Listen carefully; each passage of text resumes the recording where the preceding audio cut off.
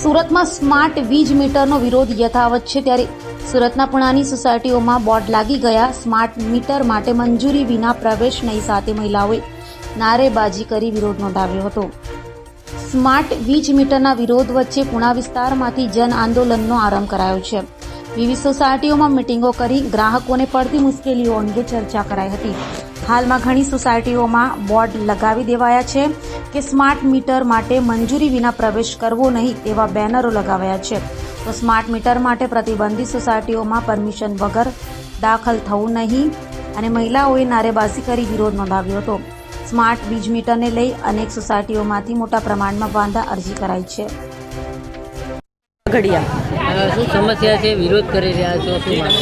અમારે છે ને સ્માર્ટ મીટર છે જે જોતું નથી કા તો તમે એમ કહો કે પહેલે આ મીટર હતો તો આ મીટરમાં જેમ લાઇટ બિલ આવે એવી રીતે અમે લાઇટ બિલ ભરતા એવું નથી। અમે ભરતા તો જ અમને લાઇટ મળે ને, તો તમે એમ કહો કે સ્માર્ટ મીટર તમે મૂકો પછી તમારે પહેલે લાઇટ બિલ ભરવાનું અને પછી તમને લાઇટ મળશે, તો અમારે શું સમજવું આમાં? અમે તો ચોર તો નથી ભાઈ કે અમે લાઇટ બિલ નથી ભરવાના, એમ તમને ઉપરથી તો ખબર પડી જ જાય ને કે અમે લાઇટ બિલ ભરે છીએ કે નહીં। તો આ સ્માર્ટ મીટર શું કામ જોઈશે? આ બધા ગરીબ છે તો આ ગરીબ કેમ ભરશે લાઇટ બિલ? આ બધા ઘરે કામ કરે છે ને પછી તમને ધંધો હાલતો નથી ભાઈઓનો, આ બધું ઘરે બાયું કામ કરે પછી છોકરાઓને ભણાવે પછી આમાં બધા લાઇટ બિલ તમારા ભર્યા રાખશે તો આમાં ગરીબ માણસ ખાય શું, પીવે શું? આમાં છોકરાઓને ભણાવશે કેમ?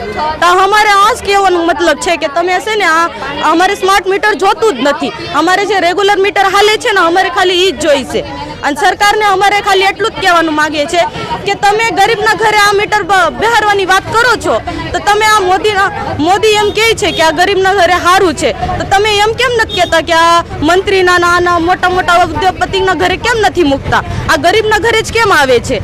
અમારે કહેવાનો મતલબ આ છે કે તમે પહેલે અહીંયા જઈને મૂકો, અહીંયા બધું કેમ થાય છે એ જોવો, પછી તમે અમારા ઘરે આવજો, પછી તો અમે કાંઈક કહો પછી અમને કહેજો કે અમે હું ગલત છીએ આમાં।